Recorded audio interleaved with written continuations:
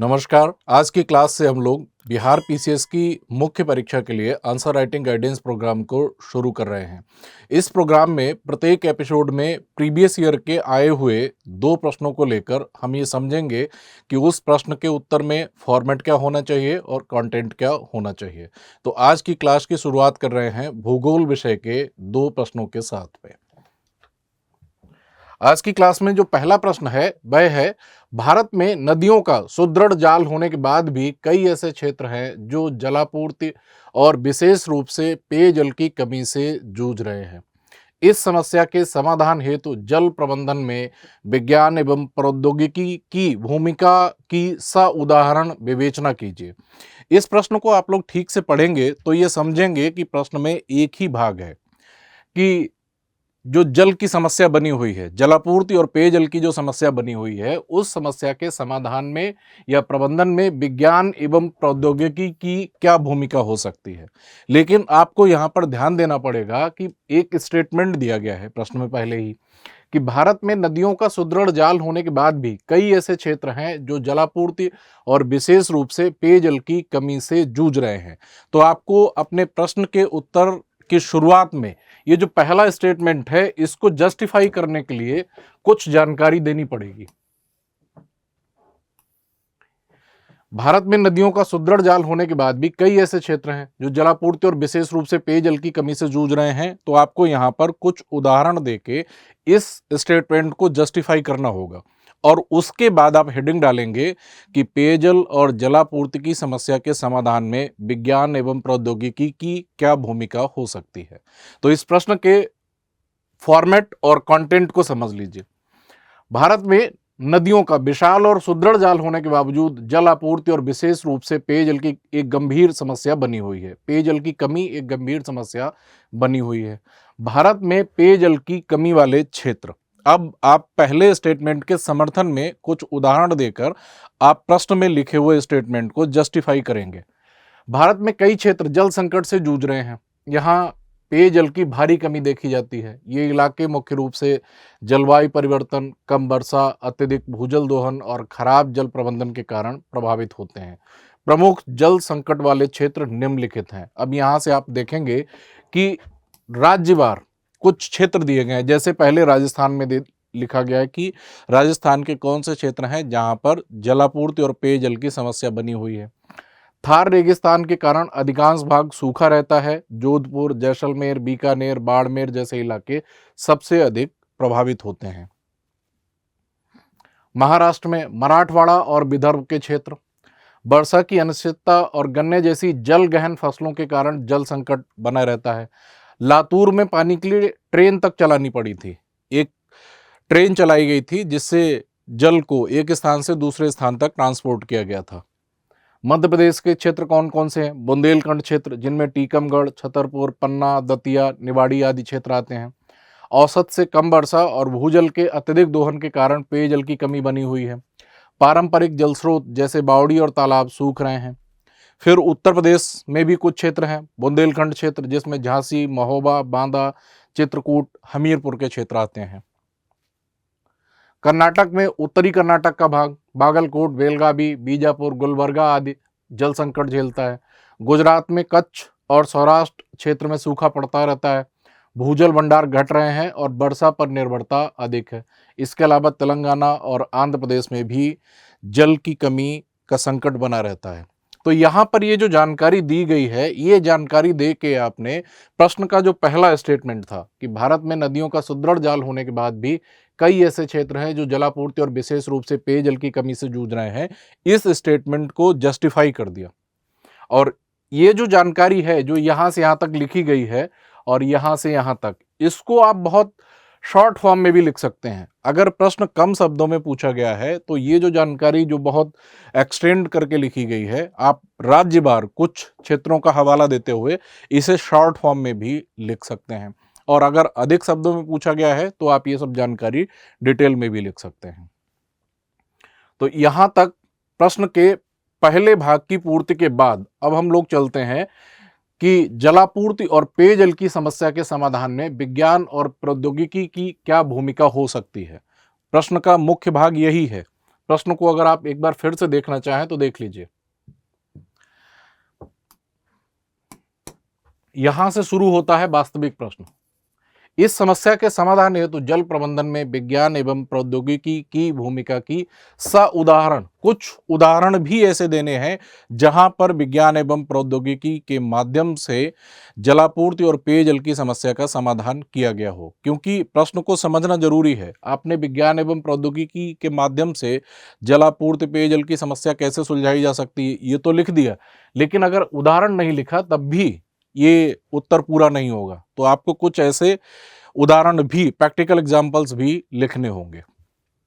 अब आगे चलते हैं जहां से हम समझेंगे मुख्य प्रश्न का उत्तर या फिर प्रश्न के दूसरे भाग का उत्तर। जलापूर्ति और पेयजल की समस्या के समाधान में विज्ञान और प्रौद्योगिकी की भूमिका। इस समस्या के समाधान के लिए विज्ञान और प्रौद्योगिकी महत्वपूर्ण भूमिका निभा सकते हैं। और किन किन तरीकों से विज्ञान एवं प्रौद्योगिकी के माध्यम से जलापूर्ति और पेयजल की समस्या का समाधान किया जा सकता है? जल संरक्षण तकनीकें अपनाकर, इसमें चेक डैम भी एक प्रकार का छोटा बांध होता है, और जलाशय का निर्माण करके। भूजल पुनर्भरण के लिए वैज्ञानिक तकनीकों का उपयोग करके जल संचयन संरचनाओं का निर्माण किया जा सकता है। पानी का पुनः उपयोग करके, रीयूज। घरेलू और औद्योगिक अपशिष्ट जल का शुद्धिकरण और पुनः उपयोग करने के लिए उन्नत तकनीकों जैसे मेम्ब्रेन फिल्ट्रेशन और रिवर्स ऑस्मोसिस या आरओ टेक्निक का प्रयोग करके। वर्षा जल संचयन, वर्षा जल को संग्रह करने और उसे भूजल स्तर बढ़ाने के लिए संरचनात्मक उपाय अपनाना। भूजल प्रबंधन के लिए भूजल मानचित्रण करना, रिमोट सेंसिंग और जियो इंफॉर्मेशन सिस्टम जीआईएस तकनीकों का उपयोग कर भूजल संसाधनों की पहचान और निगरानी करना। स्मार्ट सेंसर, जल स्तर को मापने और उसका उपयोग ट्रैक करने के लिए सेंसर आधारित तकनीकों का उपयोग भी किया जा सकता है। तीसरा आ जाता है सिंचाई में सुधार करके जल की बर्बादी को कम किया जा सकता है और जल के उपयोग को कम किया जा सकता है और जल संरक्षण को बढ़ावा दिया जा सकता है। ड्रिप और स्प्रिंकलर सिंचाई का उपयोग करना, इन तकनीकों के माध्यम से जल की बर्बादी कम करते हुए कृषि में जल की खपत को नियंत्रित किया जा सकता है। जो सामान्य रूप से सिंचाई की जाती है उसमें पानी को खुला छोड़ दिया जाता है और जल की बर्बादी बहुत अधिक होती है, और जो ड्रिप और स्प्रिंकलर सिंचाई होती है उनमें बहुत कम मात्रा में पानी के माध्यम से या पानी की बहुत कम मात्रा के माध्यम से पर्याप्त सिंचाई की जा सकती है और फसलों का उत्पादन किया जा सकता है। तो ड्रिप और स्प्रिंकलर सिंचाई का प्रयोग करके भी। दूसरा है स्मार्ट सिंचाई प्रणाली, कृत्रिम बुद्धिमत्ता एआई और इंटरनेट ऑफ थिंग्स आधारित प्रणालियों का उपयोग कर सिंचाई की दक्षता बढ़ाई जा सकती है।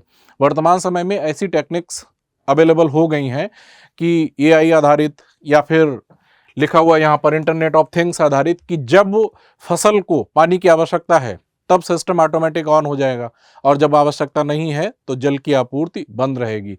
तो ऐसी तकनीकों को अपना के भी जल की बर्बादी को कम किया जा सकता है और जल संरक्षण को बढ़ावा दिया जा सकता है। जल शुद्धिकरण और आपूर्ति, portable water filtration system. Portable का मतलब होता है कि जिसको एक स्थान से दूसरे स्थान तक जिसका परिवहन किया जा सके। ग्रामीण और दूरस्थ क्षेत्रों में पेयजल आपूर्ति के लिए मोबाइल या चलनशील जल शोधन संयंत्र स्थापित करना। सौर जल शोधन, सौर ऊर्जा का उपयोग कर समुद्री जल और खारे जल को पेयजल में परिवर्तित करना। नैनो फिल्ट्रेशन और एडवांस्ड वाटर ट्रीटमेंट, अत्याधुनिक तकनीकों का उपयोग कर जल में से दूषित पदार्थों और सूक्ष्म जीवों को हटाना और जल को शुद्ध करना और उसे पीने के योग्य बनाना। इन तकनीकों का भी उपयोग किया जा सकता है। अगला है जल गुणवत्ता निगरानी, स्मार्ट उपकरण। जल गुणवत्ता का वास्तविक समय में विश्लेषण करने के लिए उपकरणों का विकास। डेटा एनालिटिक्स करना, जल प्रदूषण के स्रोतों और पैटर्न का अध्ययन करने के लिए डेटा आधारित तकनीकों का उपयोग करना। सहयोगी प्रयास और नीति निर्माण, जल पुनर्वितरण परियोजनाएं, रीडिस्ट्रीब्यूशन सिस्टम्स को अपनाना। नदियों को आपस में जोड़ने की परियोजनाओं को मूर्त रूप देना, साकार करना। जैसे केन बेतवा नदी को इस समय जोड़ने की परियोजना क्रियान्वयन के चरण में है। जैसे केन बेतवा लिंक जल की उपलब्धता को संतुलित करने में सहायक हो सकती है। तो जो नदियों को जोड़ने की परियोजना है वह भी विज्ञान एवं प्रौद्योगिकी के माध्यम से ही संभव हो पाएगी। ऐसे प्रयास करना।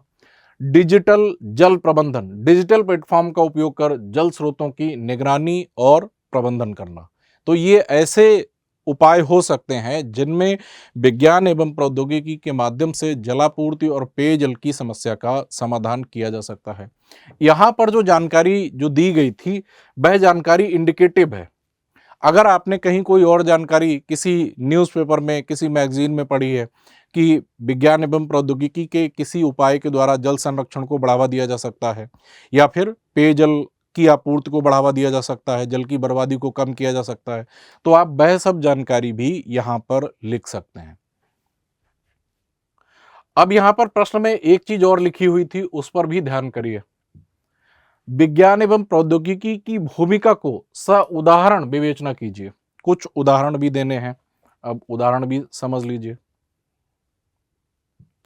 उदाहरण, गुजरात का सौर जल पंप प्रोजेक्ट, किसानों के लिए सौर ऊर्जा से संचालित जल पंप उपलब्ध कराना जिससे जल की बर्बादी कम हुई है।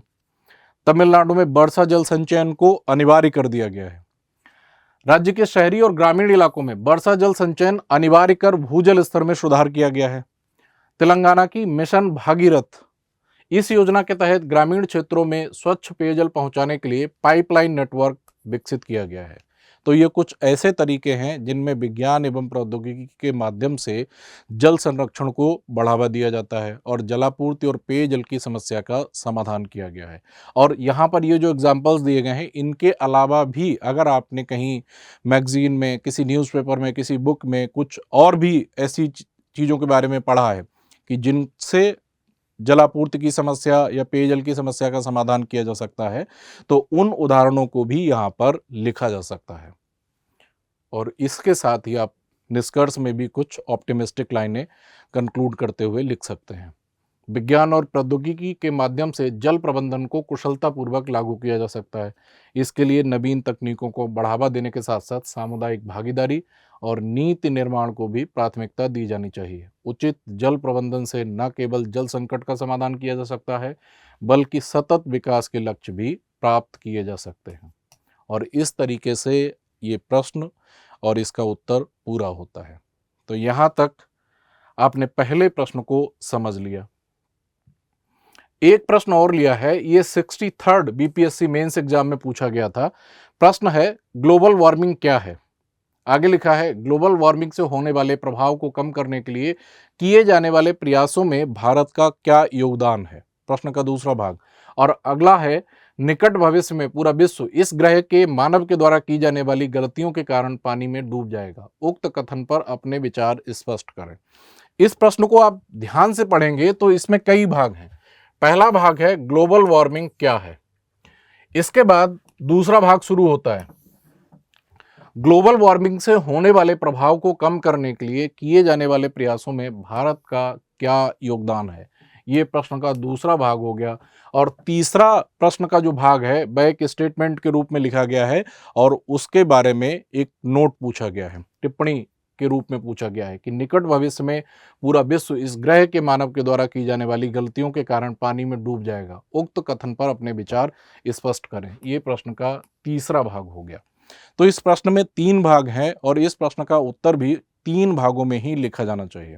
जब कभी भी किसी प्रश्न में एक से अधिक भाग हों, 2 भाग हों या 3 भाग हों, तो उस प्रश्न का उत्तर भी प्रश्न के अनुरूप उतने ही भागों में लिखा जाना चाहिए। अब यहाँ पर पहला भाग है ग्लोबल वार्मिंग क्या है, केवल इतना लिख कर छोड़ दिया गया है कि ग्लोबल वार्मिंग क्या है। इस टॉपिक में या प्रश्न के पहले भाग के उत्तर में ग्लोबल वार्मिंग क्या है ये बताया जाना चाहिए, ग्लोबल वार्मिंग के कारण क्या है और ग्लोबल वार्मिंग के प्रभाव क्या हैं, इतना लिखा जा सकता है और इतना ही लिखा जाना चाहिए। अब ये निर्भर करता है कि प्रश्न को शॉर्ट नोट के रूप में पूछा गया है या लॉन्ग आंसर के रूप में पूछा गया है। अगर कम शब्दों में पूछा गया है तो कम शब्दों में अपनी बात लिख दीजिएगा, और अगर लॉन्ग आंसर के रूप में पूछा गया है तो आप अधिक शब्दों में भी प्रश्न के पहले भाग का उत्तर लिख सकते हैं। अब इसका उत्तर देख लीजिए। ग्लोबल वार्मिंग का अर्थ है पृथ्वी के औसत तापमान में वृद्धि। यहां पर आपने ये बात समझा दी। ये मुख्य रूप से वायुमंडल में ग्रीन हाउस गैसों जैसे CO2, मीथेन, नाइट्रस ऑक्साइड आदि की बढ़ती सांद्रता के कारण होती है। ये गैसें सूर्य की गर्मी को धरती के वायुमंडल में रोक देती हैं, जिससे पृथ्वी का तापमान धीरे धीरे बढ़ता जा रहा है। ये आपने ग्लोबल वार्मिंग का परिचय दे दिया, ग्लोबल वार्मिंग को समझा दिया। ग्लोबल वार्मिंग के मुख्य कारण भी आपने लिख दिए, जीवाश्मी ईंधनों का बढ़ता उपयोग, जिनसे कार्बन डाइऑक्साइड जैसी गैसों का उत्सर्जन होता है। जंगलों की कटाई, वनों की कटाई से क्या होता है कि वायुमंडल में जो अत्यधिक ग्रीन हाउस गैस का सांद्रण बढ़ता जा रहा है, वह अवशोषित नहीं हो पाता। जो जंगल में वृक्ष होते हैं, वे अतिरिक्त जो ग्रीन हाउस गैस के रूप में कार्बन डाइऑक्साइड होती है, उसका अवशोषण कर लेते हैं फोटोसिंथेसिस की प्रक्रिया में। लेकिन अगर जंगलों की कटाई होती रहेगी तो जो कार्बन डाइऑक्साइड है उसकी सांद्रता धीरे धीरे वायुमंडल में बढ़ती जाएगी और वह ग्रीन हाउस इफेक्ट के माध्यम से पृथ्वी के औसत वैश्विक तापमान में वृद्धि करती रहेगी। औद्योगिकरण और शहरीकरण, कृषि और पशुपालन से मीथेन इत्यादि का उत्सर्जन। तो जो ग्लोबल वार्मिंग के मुख्य मुख्य कारण हैं वे यहाँ पर दिए गए हैं। और फिर जैसा कि मैंने बताया कि अगर लॉन्ग आंसर के रूप में पूछा गया है तो 2-4 कारण आप और भी लिख सकते हैं, और अगर कम शब्दों में पूछा गया है तो ये सब कुछ आपको शॉर्ट फॉर्म में लिखना होगा। ग्लोबल वार्मिंग के प्रभाव क्या क्या हो सकते हैं? जलवायु परिवर्तन, असामान्य मौसम जैसे अत्यधिक गर्मी, बाढ़, सूखा, चक्रवात इत्यादि, समुद्र का जल स्तर बढ़ना, ग्लेशियरों के पिघलने, ग्लेशियर या हिमनद, ग्लेशियर इंग्लिश का वर्ड है, हिमनदों या ग्लेशियरों के पिघलने और महासागरों का तापमान बढ़ने से समुद्र का स्तर बढ़ रहा है। जैव विविधता पर खतरा, कई प्रजातियां विलुप्त हो रही हैं। कुछ ऐसी स्पीसीज हैं जो बढ़ते हुए तापमान को सहन नहीं कर पा रही हैं, तो वे पृथ्वी के औसत वैश्विक तापमान में वृद्धि के परिणाम स्वरूप लुप्त होती जा रही हैं। खेती पर प्रभाव, अनियमित मानसून और बढ़ते तापमान से फसल उत्पादन में गिरावट हो रही है। मानव स्वास्थ्य पर भी असर पड़ रहा है। हीट वेव, जल जनित बीमारियों और अन्य स्वास्थ्य समस्याओं में वृद्धि हो रही है। तो यहाँ तक आपने जो ग्लोबल वार्मिंग क्या है, ये जो पूछा गया था प्रश्न का पहला भाग, वह कंप्लीट हो जाता है। ग्लोबल वार्मिंग से होने वाले प्रभाव को कम करने के लिए किए जाने वाले प्रयासों में भारत का क्या योगदान है, ये प्रश्न का दूसरा भाग है। तो इस भाग में भारत के द्वारा क्या प्रयास किए जा रहे हैं? ग्लोबल वार्मिंग से निपटने के लिए भारत के प्रयास, अंतर्राष्ट्रीय स्तर पर, वैश्विक स्तर पर क्या क्या प्रयास किए जा रहे हैं, घरेलू स्तर पर क्या क्या प्रयास किए जा रहे हैं, इन सब की जानकारी आपको यहाँ पर देनी है। भारत ने जलवायु परिवर्तन के दुष्प्रभावों को कम करने के लिए कई महत्वपूर्ण कदम उठाए हैं। अंतर्राष्ट्रीय पहल में भागीदारी, ये जो यूएनएफसीसीसी का जो पेरिस समझौता हुआ था 2015 में, उसमें भागीदारी की। भारत ने वर्ष 2030 तक ग्रीन हाउस गैस उत्सर्जन की तीव्रता को 2005 के स्तर से 33 से 35% तक कम करने का लक्ष्य रखा है। ग्लासगो COP26 सम्मेलन, यूएनएफसीसी का जो COP26 सम्मेलन जो ग्लासगो में हुआ था, उसमें नेट जीरो उत्सर्जन का लक्ष्य वर्ष 2070 तक प्राप्त करने की प्रतिबद्धता जताई है। तो यहां पर ये जो था, ये अंतर्राष्ट्रीय पहल में भागीदारी। आपको अगर इसके अलावा भी ये जो यहां पर कंटेंट है, ये इंडिकेटिव है। अगर आपको कुछ और भी जानकारी याद आ रही है जहां भारत ने अंतर्राष्ट्रीय स्तर पर जलवायु परिवर्तन से निपटने के लिए कोई प्रयास किया हो, तो उस जानकारी को भी आप यहां पर लिख सकते हैं। राष्ट्रीय स्तर पर क्या क्या योजनाएं चलाई हैं? National action plan on climate change शुरू किया है। इसमें 8 मिशन हैं, जैसे सौर ऊर्जा मिशन, जलवायु परिवर्तन के लिए ऊर्जा दक्षता मिशन आदि। अंतर्राष्ट्रीय सौर गठबंधन की स्थापना की है। भारत ने सौर ऊर्जा को बढ़ावा देने के लिए इसकी शुरुआत की थी। हरित भारत मिशन, वनों के संरक्षण और पुनः स्थापन पर जोर देने के लिए हरित भारत मिशन शुरू किया। नवीकरणीय ऊर्जा का प्रसार किया जा रहा है। भारत ने वर्ष 2030 तक 550 गीगावाट या गीगावाट नवीकरणीय ऊर्जा उत्पादन का लक्ष्य रखा है। सौर और पवन ऊर्जा परियोजनाओं का तेजी से विकास किया जा रहा है। स्वच्छ ऊर्जा और वाहन नीति, इलेक्ट्रिक वाहनों को बढ़ावा दिया जा रहा है। स्वच्छ रसोई गैस, उज्ज्वला योजना के माध्यम से ईंधन का संक्रमण। कहने का मतलब है कि पहले जो जीवाश्मी ईंधन जो जलाए जा रहे थे, जैसे कोयला, लकड़ी इत्यादि जलाया जा रहा था, उससे स्वच्छ ईंधन की तरफ, या जो एलपीजी वगैरह जो प्रोवाइड कराई जा रही है जिससे धुएं का उत्सर्जन नहीं होता है, तो इस तरफ ईंधन का संक्रमण किया जा रहा है कि कोयले या जीवाश्म आधारित ईंधन से स्वच्छ ईंधन की तरफ संक्रमण किया जा रहा है। तो यहां तक तो प्रश्न का दूसरा भाग था, ग्लोबल वार्मिंग से निपटने के लिए भारत के प्रयास। तो ये प्रश्न का दूसरा भाग था। अब यहां पर एक चीज और ये ध्यान रखने वाली है कि प्रश्न के उत्तर को लिखते समय आपको प्रश्न का पहला भाग या प्रश्न का दूसरा भाग लिखना नहीं है, बस हेडिंग डालनी है प्रश्न के भाग के अनुसार। जैसे पहले यहां पर पूछा गया था, ग्लोबल वार्मिंग क्या है पहले भाग में, तब आपने यहां पर हेडिंग डालकर ग्लोबल वार्मिंग को समझा दिया था, कारण और प्रभाव बता दिए। तो प्रश्न का पहला भाग पूरा हो गया।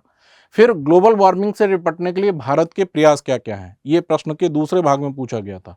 तो आपको नंबर नहीं डालना है, ना कहीं लिखना है कि प्रश्न का दूसरा भाग क्या है, बल्कि सीधी हेडिंग डालकर और आगे अपनी बात लिखनी है।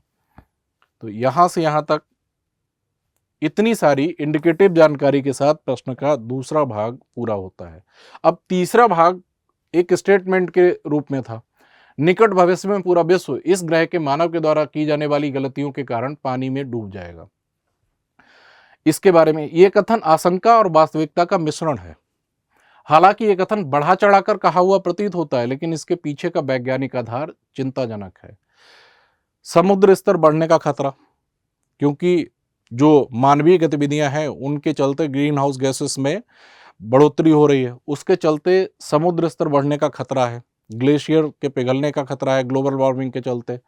ग्लेशियर और ध्रुवीय बर्फ की चादरें पिघलने से समुद्र का स्तर तेजी से बढ़ रहा है। यदि ये प्रवृत्ति जारी रहती है तो निचले समुद्री तटीय क्षेत्र जैसे मालदीव, भारत का सुंदरबन या अन्य जो छोटे छोटे जो द्वीपीय क्षेत्र हैं उनके डूबने का खतरा बना हुआ है। मानव गतिविधियों का अन्य प्रभाव क्या, अनियंत्रित औद्योगिकरण, वनों की कटाई, ग्रीन हाउस गैसों के बढ़ते उत्सर्जन ने इस संकट को बढ़ावा दिया है। ये बात आपने समझा दी, लेकिन यहीं पर आप भविष्य के समाधान इसमें कुछ आशाजनक चीजें लिखेंगे। ये जो स्टेटमेंट है कि निकट भविष्य में पूरा विश्व इस ग्रह के मानव द्वारा की जाने वाली गलतियों के कारण पानी में डूब जाएगा, लिख दिया गया है कि 100% ऐसा हो ही जाएगा। अब यहाँ पर आपको थोड़ी सी सफाई देनी पड़ेगी कि ये जो कथन लिखा गया है ये अतिशयोक्तिपूर्ण है, इसमें समाधान की कुछ गुंजाइश है, उस गुंजाइश को आप यहाँ पर लिखेंगे। ग्लोबल वार्मिंग को नियंत्रित करने के लिए तुरंत सामूहिक और ठोस कदम उठाने होंगे। विज्ञान और प्रौद्योगिकी का उपयोग करते हुए सतत विकास पर जोर देना होगा। हरित ऊर्जा के उपयोग, कार्बन कैप्चर तकनीकों और पर्यावरण संरक्षण में निवेश करना होगा। और इस प्रकार से हम ये जो डूबने वाली जो बात लिखी हुई है कि मानवीय गतिविधियों के परिणाम स्वरूप पूरा विश्व डूब जाएगा, इसको या इस संकट को समाप्त कर सकते हैं, इस संकट को कम कर सकते हैं। और इसके बाद निष्कर्ष लिखेंगे कि ये कहना कि पूरा विश्व डूब जाएगा एक चेतावनी के रूप में लिया जाना चाहिए। ये बात पूरी तरीके से सही नहीं है, ऐसा नहीं कि 100% डूब ही जाएगा, ये अतिशयोक्तिपूर्ण है और इस बात को एक चेतावनी के रूप में लिया जाना चाहिए। ये हमें हमारे वर्तमान व्यवहार और नीतियों पर पुनर्विचार करने के लिए प्रेरित करता है। अगर हम तत्काल और ठोस कदम उठाते हैं तो हम इस आपदा को रोक सकते हैं और पृथ्वी को आने वाली पीढ़ियों के लिए संरक्षित कर सकते हैं। आशावादी कुछ बातें लिखकर आप अपने उत्तर को कंक्लूड कीजिए, समराइज कीजिए, और इस तरीके से प्रश्न का ये जो आखिरी भाग था ये भी पूरा होता है। तो यहाँ पर हमने 2 प्रश्न लिए थे और ये दोनों ही प्रश्न बिहार की जो प्रीवियस ईयर के एग्जाम हुए हैं, बिहार की जो पीसीएस की परीक्षा होती है उसमें जो प्रीवियस ईयर के पेपर्स थे उनमें से लिया गया था। पहला प्रश्न 64th बीपीएससी मेंस एग्जाम से लिया गया था और जो दूसरा प्रश्न था वह 63rd बीपीएससी मेंस एग्जाम से लिया गया था।